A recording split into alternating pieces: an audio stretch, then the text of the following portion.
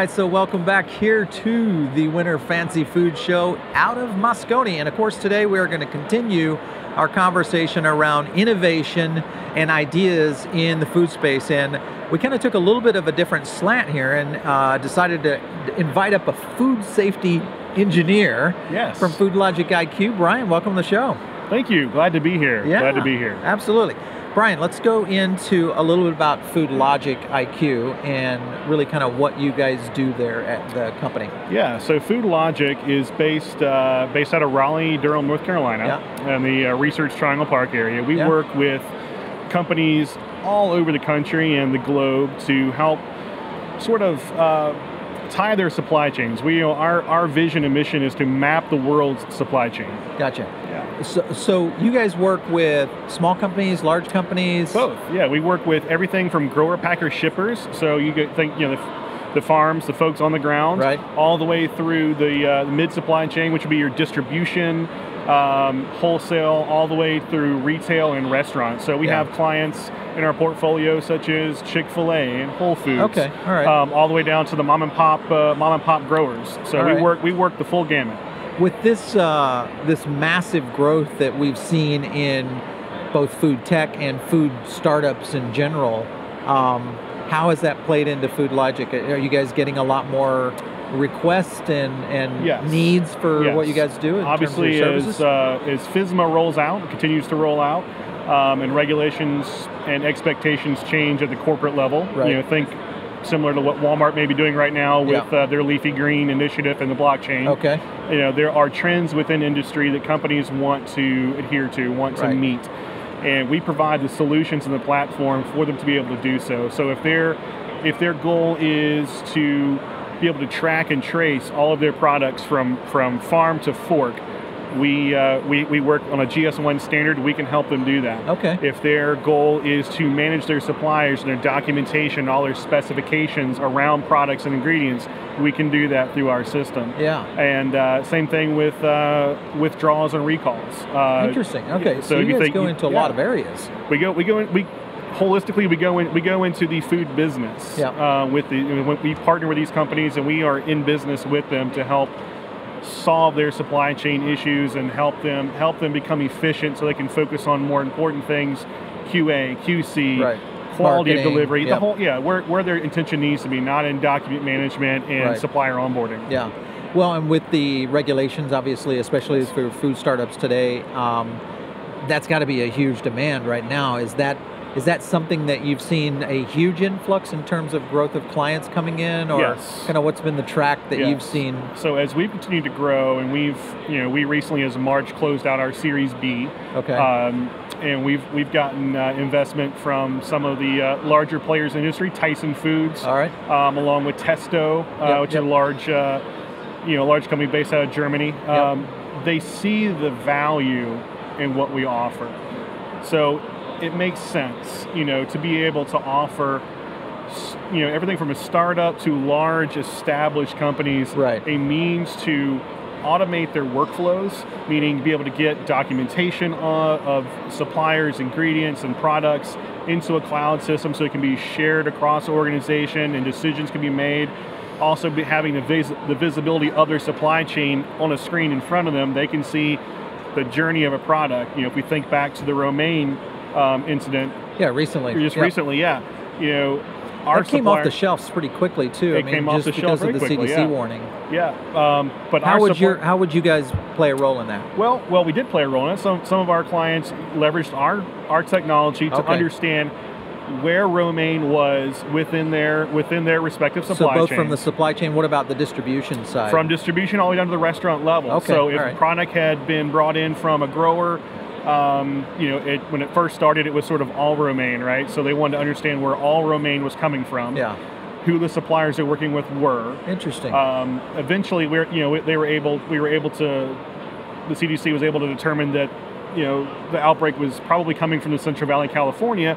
So our suppliers are able to say, okay, most of our product was coming from Yuma, or whatever the case may be. So they're able to justify their supply chain and their product path and journey. Interesting, because as you look at food safety as being probably one of the critical linchpins of our industry when you look at both food service and even packaged good products here. Yes. So I'm going to kind of look at something like a company like Chipotle, who has run into that problem over the past few years. Would your company be able to isolate any of those kind of early warning signs out there when you see something like that happening? Certainly. Where you can help a brand out? Certainly. I think you're only as good as the data you put in, right? So I think one of the challenges we have in this space, right, is getting information from suppliers and information off of the paper-based systems that we've been accustomed to, frankly, in this industry for generations. Excel is probably one of the bigger influencers and changers within our space in a long time. Before that, it was literally just pen and paper. Right. But getting off of those Excel and paper documents and getting things more in a digital format, that's a big lift for any company, right? So I think what we've tried to do is offer to companies like Chipotle and to other QSR players is a way to digitize that information. All right. We work with them through our customer success team, through the resources that we have and our workflows to get that information sort of into the system. Yeah, so for whether it's a packaged good company here or a fresh food retailer, certainly, like a Chipotle, the ability of taking some of the services you guys offer, being able to get that and isolate a problem when it does happen, being able to really act on that and completely kind of absolutely. We want you to be proactive, not reactive. Yeah. All right. To be able to get that information and look at it from a analytical standpoint, understand the ebbs and flows. So it's not just being reactive to, oh no, something's gone wrong, but if you can take a holistic view of your supply chain and understand, the problems or the you can start to pull out or the benefits of a supplier in your system, you can start to be more predictive with things and be more proactive. Absolutely. That brings me to the traceability topic, and kind of curious on, because traceability is one that's been around for a while, especially in the protein side. When you look at cattle and some of the bigger proteins, traceability has been one of those things that a lot of suppliers and manufacturers have really kind of gravitated to. What are some of the changes you guys are seeing in terms of, especially with all the plant-based products that are coming out now, and so many more farmers and organizations coming into the cycle? Traceability has to be a huge factor in that. What are some of the things you guys are seeing in that? So we're seeing a lot in that area. So it goes anywhere from the buzzword we hear today of blockchain, right? But really what we've been doing, we've been doing since the mad cow outbreak, that's how our company got its start. Okay. We were a spinoff of Clarkston Consulting, and that's how FoodLogiQ came to be. Clarkston Consulting was contracted with the Canadian government to sort of help understand, post mad cow, where was this beef? Where was it coming from? Where was it going? So we helped innovate the term traceability within the food space.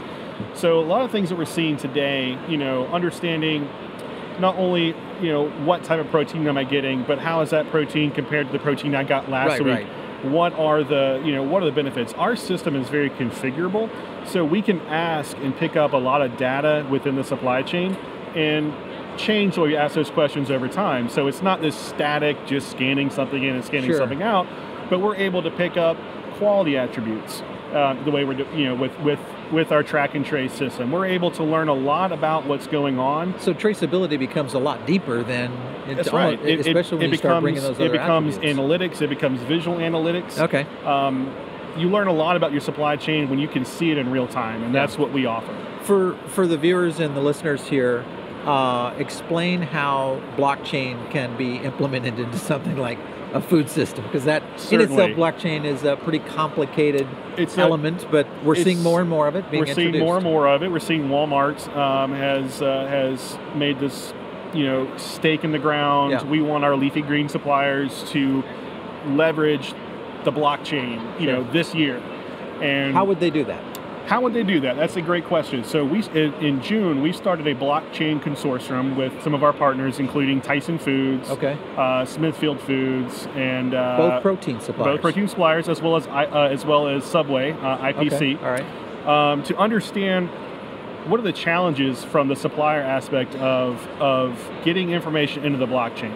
So the tool that FoodLogiQ offers is sort of the on-ramp to the blockchain. The blockchain, think of it as more, very simplistic here, but it's a very accessible database, right? We can go out and get information when we need it from this very secure sort of database. The problem is getting things into that database, and that's challenge one, step one for anybody across the board. So we're working with the IBM Food Trust and our partners to figure out the best way to on-ramp all of this data. So you guys need adoption. Yeah, so we are helping our companies adopt and get their information in there. So our software natively does what Walmart is asking, right? So we can trace beyond one up and one back, right? But to do that, you've got to get all their supplier network to be moving in that direction. Exactly. Is there some stipulations or some things that a supplier, when you think about, just any one of these specialty food manufacturers here, they go out, they have a supplier group, okay? Whether it's a pickle or it's a salt or you name it. What would be something if they were trying to get into a development of a blockchain involvement of getting that supplier network? What's the process there? Is yours an open consortium, or is it kind of dovetailed into your customers only? It is right now. It is dovetailed into our. We invited anybody who wanted to be into it, but it's really our customer base. Okay. And we're trying to answer that question because I don't think people really know the answer to that question. What is it really going to take other than this is what we want? So I think we've developed what the roadmap is, and the biggest piece is, as you were saying, those suppliers. How are we, working with them to get all their information into the system? Right. So again, we have really sophisticated workflows and onboarding techniques for companies to take their paper documentations, whether it's an audit or a COA or whatever it may be, certificates of insurance, doesn't really matter. Ways for them to get that information from the paper into a digital format. And through our workflows and our pieces, we are able to get that information in there. Now, what we're currently working with our partners to understand is what is important, what documents need to be shared, how do they want to share it, right? So there's obviously privacy issues about not sharing proprietary information and so forth. So some growing techniques. Some growing, there's things that we're trying to figure out what is appropriate and what isn't appropriate to share. Luckily, I think we have the infrastructure to deliver the information today that the industry wants. Well, that's one of the beauties behind blockchain is it's usually a protective element of who the author of that is. So you're kind of normalizing the data in a sense so that the greater group can use it to their benefit, but without really knowing what a supplier that came from. So I could see that being a big benefit. Is there something in the system that you guys have identified that you feel like, hey, this isn't working right now this way? It's one of the reasons that FoodLogiQ exists.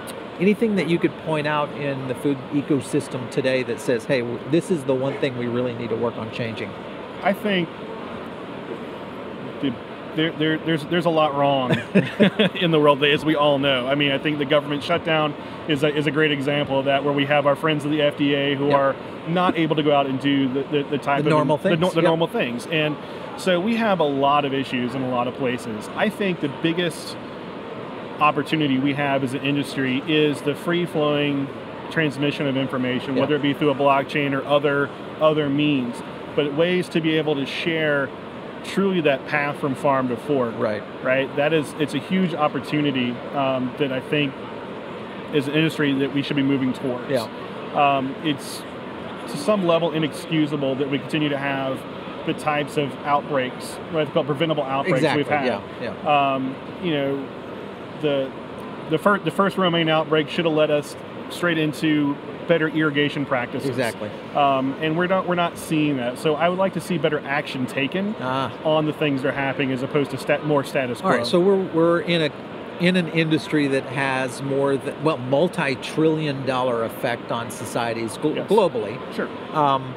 And you look at all of them, if you just took the top 500 food companies in general, and were able to somehow get them aligned into something like you guys, your initiative, to where they were releasing, and all their supplier networks were releasing their data into this blockchain model, would that give you enough of a model that you would be able to kind of really affect food supply as a whole, or do you feel like it has to be, I think, 95% of the industry? 1/3 of the way there. Okay. The biggest parts, and people don't really, I don't think people recognize this, but the middle of the supply chain, our distribution networks are very antiquated. Yeah. And I'm talking about when not me selling product to you, but I sell product to you by way of a distributor. Sure, it's a US Foods or a Cisco. Exactly. Sure. Those networks have to be able to talk to. Then you got the broker involved. Exactly. We have to link that communication in the middle of the supply chain a lot better than we're doing today. Because I can tell you that I may be able to ship a pallet of product into a distributor, but once it hits that warehouse, you don't know. How is that pallet being broken up? Yeah. And there's a bit of a disappearing act there with products. That I could see as kind of the black hole of where really, because almost, I would say that's 70-80% of the restaurant space. I would say so, because when you're looking at that particular segment, are there a lot of people who understand food safety in that segment, or are they more logistics based? Yeah. You know, I personally been on dock and seen product that was perishable sitting on a loading dock for 2 or 3 hours because someone's on break. You know, how would you know that? Frustrated. Yeah, how do you know those things are happening? Right? I think there's a huge opportunity in that sort of middle space to both educate and innovate to, you know, again, close what I call the last mile and the first mile of our supply chain. Yeah, absolutely. All right, so Bryan, let's talk about the last thing, and that is FoodLogiQ. If someone wanted to reach out to you guys, if they were, whether they're a startup food company or maybe it's a large manufacturer or supplier or farmer, what would be the first steps for them just to kind of learn a little bit more about FoodLogiQ? Well, FoodLogiQ has some really great web demos. We do a lot of industry talks, which are available on our website and on our blogs. I would encourage anybody who's interested in being educated on what it is we do and really digitizing and bringing their supply chain into a the 21st century, so to speak. Check out our website at foodlogiq.com. All right. And check out some of our demos and get an idea of what our products can do. Perfect. All right. Bryan Cohn, it has been a pleasure. It's always good to talk to someone that really kind of knows their stuff about this. I love to also hear, because this is one of the bigger challenges. I think that, food safety in general, that can really mar a brand. It can mar a especially food company. That's any one of them that are here today. If you don't do it the right way. So absolutely correct. Congrats on what you guys are doing. Good luck. Thank you. And stay with it. All right. All right, stay tuned right here from the Winter Fancy Food Show, and this is SFA Live. We'll be back with more.